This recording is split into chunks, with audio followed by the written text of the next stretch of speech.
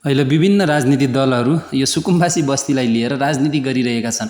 रवि लामिछाने दाइले जुन भन्नुभएको थियो योभन्दा अगाडि चुनावको भन्नुभएको थियो उहाँहरूले, यदि सुकुम्बासी बस्तीमा डोजर जले म पहिला आफ्नो छाती थाप्छु भनेर।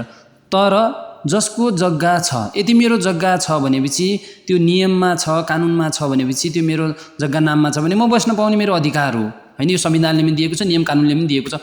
यदि मेरो त्यो जग्गै छैन, ल मेरो जग्गा छैन र मैले 3 गुनीमा गएर घरसर लाएर बस्न पाइयो त, त्यो त नियम विरुद्ध हो नि त। हो, यो चाहिँ जनताहरूले बुझ्नु पर्यो के।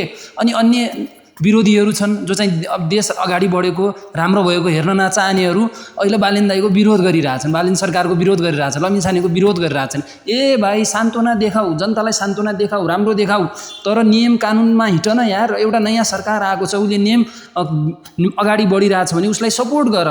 सबै विरोधीहरू पछाडिहरू खुट्टा तान्नेहरू बालेन दाइको हैन, एउटा राम्रो गरिरहेको मान्छेलाई एउटा राम्रो सरकार स्थिर 5 वर्ष चलोस् भन्ने हाम्रो चाहना हो। त्यो हुनाले राम्रो काम गर्नु पर्यो।